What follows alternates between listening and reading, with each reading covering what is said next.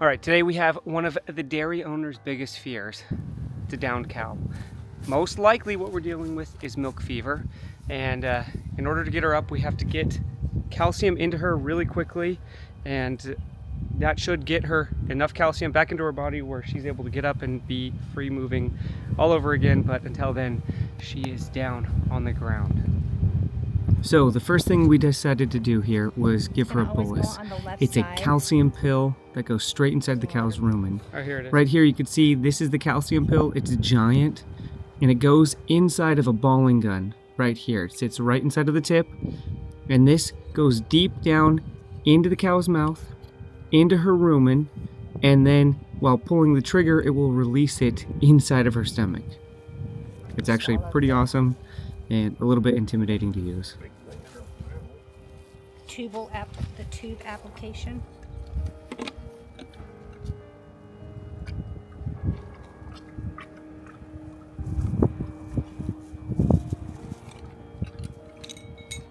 This will hopefully help provide a long-lasting source of calcium while we try to IV her. Me from the future here. I didn't have time to describe all of this during the process because we were too busy helping the cow, but I want to share with you what milk fever is and what led her to being in this state. Milk fever is a very common metabolic disorder that is caused when the calcium level inside of a cow's blood severely drops. And this is very common and can happen in any dairy farm. A cow, a milk cow specifically, is under such high stress because they produce so much milk. It doesn't matter how much you prepare for, milk fever can always happen. Just gonna get some things ready. This is an IV set, and this is actually called a bowl IV set because it doesn't have the automatic shutoff for a drip. There's different IV sets. So this is just a gravity flow. We actually have to be pretty careful here because if we administer this IV too quickly, the calcium can actually overload the cow's heart and kill her. So I think the rule of thumb for administering this is around 1 milliliter per second. It also means that this entire bottle should be given to her in around a 10 to 15 minute period. But hey, we're not vets. We're just people who have to treat our cows when the vet can't come out. In between here and the esophagus, the vein runs. Pinch it and it'll get fat. Oh, the vein will get fat. Okay, here. Okay, if you can like hold her ear and head, that'd be great. Okay. Hold on, let me. Okay. So, when he pulled, you could see it right there.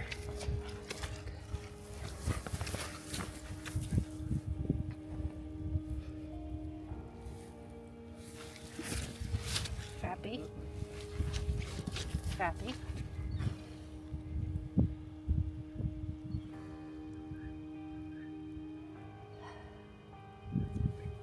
It is a big needle.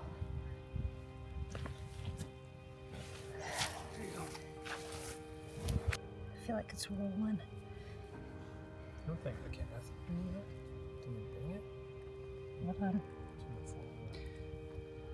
I'm feeling for the vein.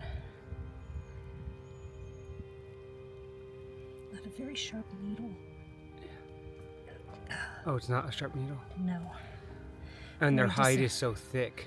I'm very disappointed. That vein's right there, and I feel it rolling. Yeah. Are you going too deep? No, I didn't think so. It's just in her skin right now, John.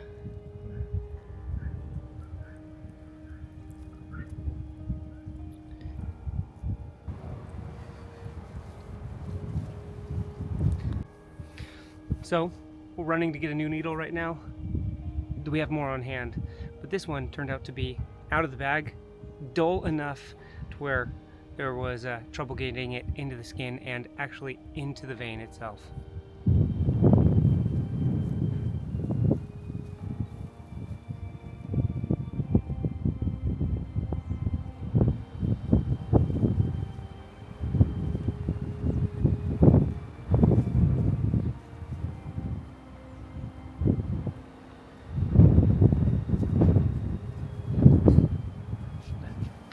we ended up having a little bit of trouble finding the vein underneath the skin.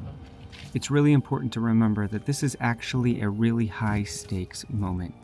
If this cow does not get treated for milk fever and get calcium back into her blood, she will die. Cows do not make it back on their own from milk fever. Intervention must happen. And this is actually one of the reasons why it can be a dairy farmer's biggest fear. And if she doesn't get up and walk away from this treatment, again, there's a high likelihood that she will not make it.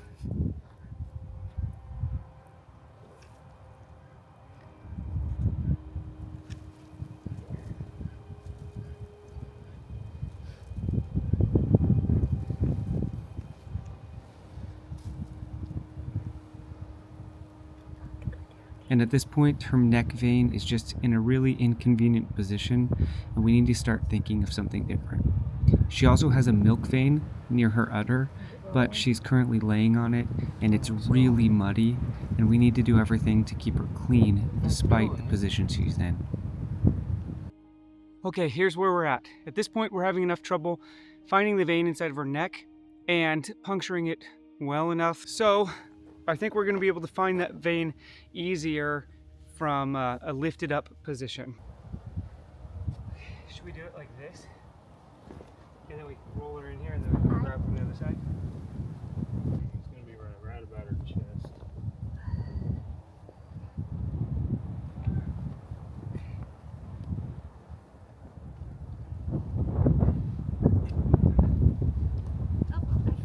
Luckily, just 2 days before this event, we actually got this yellow harness in. I ran home, picked up the harness, and brought it here. Honestly, this is a huge example in multiple ways why building a community in the homesteading world or farming world is so important. Because we can rely on each other for our tools, our knowledge, and our expertise. And the other thing that we can rely on each other for is actually our help.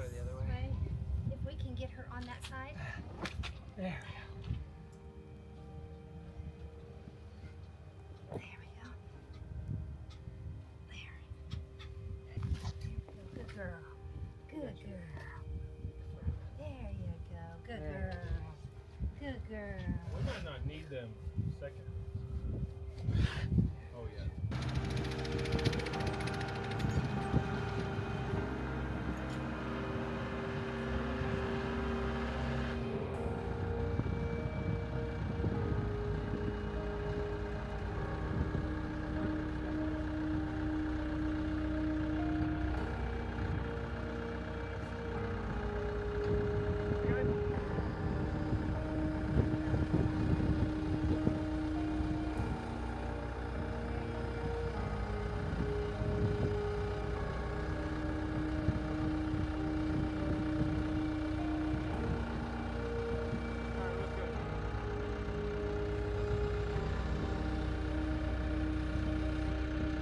All right, I'm just gonna get you filled in on kind of what's going on. The needle that we got with the kit was very dull, so it's hard to make it even into the skin of a cow's hide because it's really, their cow's hide is very, very thick. And it's really hard to get her milk vein, which is another vein that we can get because of how she was laying. And so we lifted her up to try to reach her milk vein and get a better shot at her neck vein.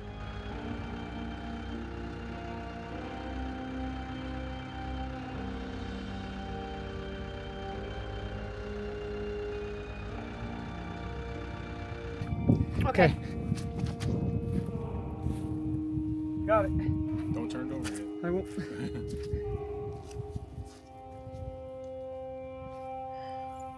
All right, this was a big sigh of relief. The needle went in, this position helped, and we were able to get the calcium starting to go into her blood system. This is not the best IV kit for something like this because it doesn't have a regulator valve on it. Key bit of information that we got from our vet using this type of IV is to always have that tube that's running from the IV source to the needle looping underneath because we do not want this IV to enter into her bloodstream too quickly, like I said before. Y'all, I'm sorry, but thank you. I knew that it was there. I just could not get those needles. So I don't know if you could see, but excitement happened because we were finally able to get the needle in, and we're using the bottle and it's gravity feeding down straight into the vein, giving calcium directly into the blood. The amount of calcium entering in her right now can most of the time get her moving before the vial is even done, but because of how we have her up, we might not see that until we actually set her down. Since she's in the harness, we're taking this opportunity to move her to a drier area so that if she does respond well to the calcium, she won't try to get up and fall.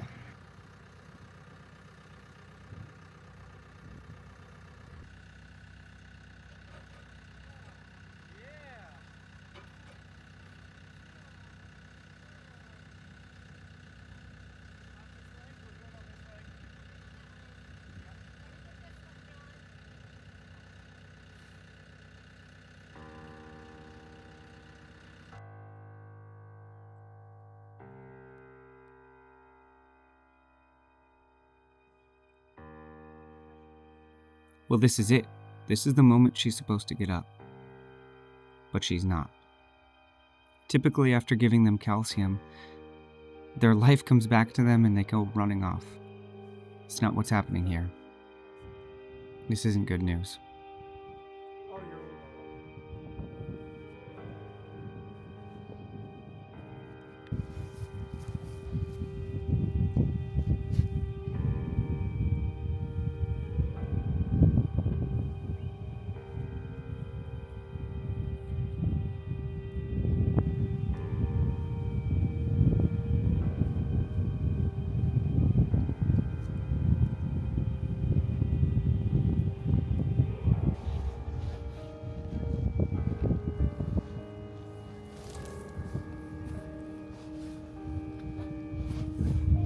Luckily, there's 2 more options for us to consider.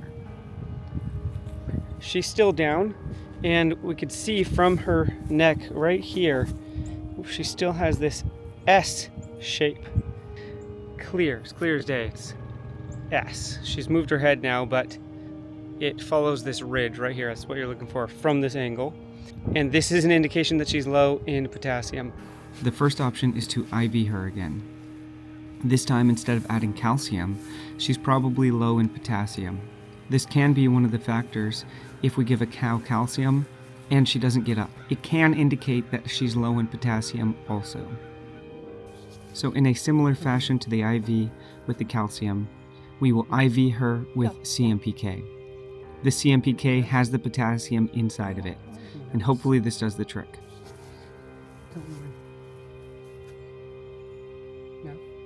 Go, yeah. Can I keep the S? Yeah. It's coming out soon.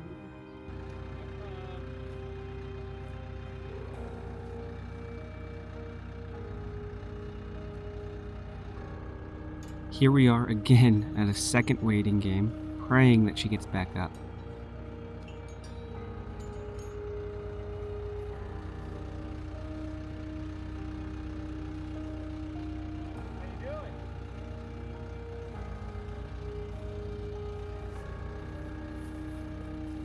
We're even trying to coax her movements to encourage her to get up with grain. She's pooping.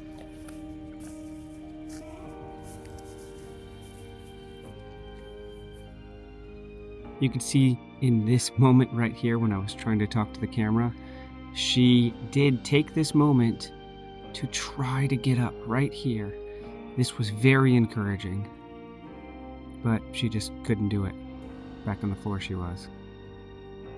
And this trend of trying to lift herself up, not being able to, continued the rest of the day.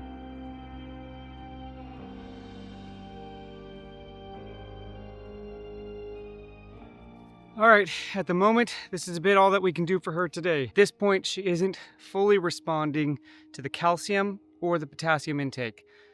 We believe that it's probably something like a ligament issue which was brought on by the milk fever. And if it is a ligament issue, it might not resolve itself for like 10 to 12 days, which means that we have to lift her up every single day, milk her out twice a day so that the baby can eat and then we can get the milk out of her. All right, here we are, day 2, and we had a little bit of an issue with the body harness that we were using yesterday. We believe that as she's getting better from her milk fever, it was also an onset problem with a ligament. So because the lack of calcium leads to that ligament problem, and in doing so, we believe it's one of the back legs. And because it's one of those back legs, when this body harness picks her up, it puts a lot more tension on that back leg area, not giving her the ability to use it. So what we're going to be doing now is using the skid steer and giant ratchet straps.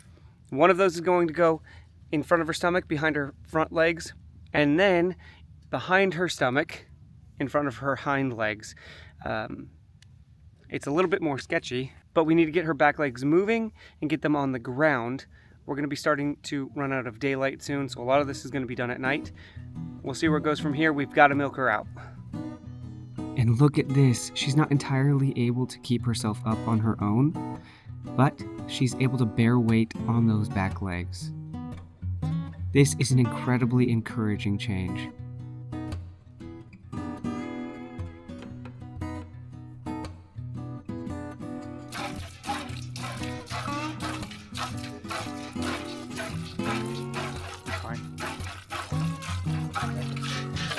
You want me to straighten her up? She's leaning pretty hard away from me. Yeah, she's trying to spread her legs, and she can't move this leg. So that's the leg that's messed up. So All that we can do tonight is encourage her to stand, get some blood flow to those legs, finish milking her out, let the baby eat, lie her back down, and then attend to her again in the morning. Okay, it's the next morning, and thankfully last night that cow was able to bear weight on her own back legs, which seems to be the problem. This morning they were just out to go check on her and milk her. She was down again and she couldn't use her legs. She couldn't get herself back up. So they put her back on the ratchet straps this morning, picked her back up, and they have to leave. So in a few hours, I'm going to go back over and check on her again.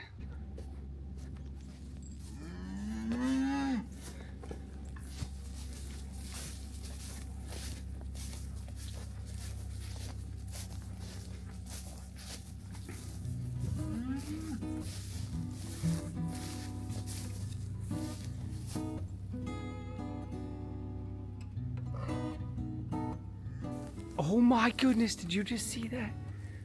She got up by herself. This honestly was not something that I was expecting at all this morning. This is incredible news. She does look skinny. She hasn't been eating the best for the past 3 days because she's been on the floor, but that's an easy fix comparatively.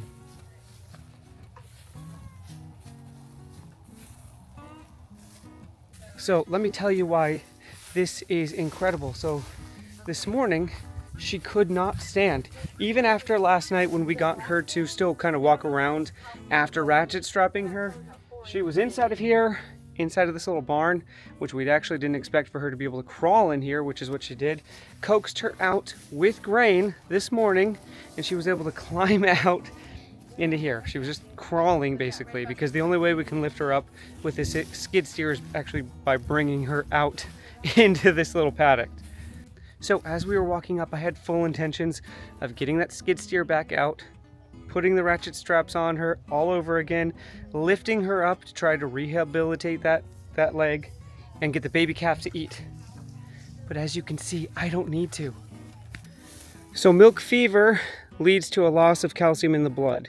When that happens, the cow goes down, can't move, as we've been going through. But what can also happen is that the nerves in her legs can be pinched, or there could be a problem with them. And that's onset a lot of the times by the milk fever. This leg right here, she wasn't able to move, and this is the biggest reason why she couldn't get up. Because once we got her standing, we could see the problem with this leg. And still now, there's a slight bit of stiffness as she walks. You really got to be looking for it when you see it. Here we go. And with a little bit of a limp right here. But she got herself up. And since she got herself up, this means we are on the way to recovery. This took 3 days, but it seems to be like us using those ratchet straps, getting her up and using that leg, really did an amazing job at getting her to start moving it and getting blood flow to the leg to where she's able to get up on her own now. Bringing back a cow from milk fever is never an easy journey, but it's one that teaches perseverance, patience, and the importance of quick action. From spotting her in the field, to navigating the challenges of unresponsive treatments, and finally nursing her through the pinched nerve to full recovery. This experience was truly a testament to teamwork and dedication. If you found this video useful, please share it with your friends, especially those who own cows.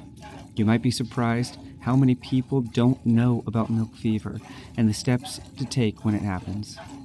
And while you're there, don't forget to like and subscribe for more homesteading content. Thanks for watching. See you next time.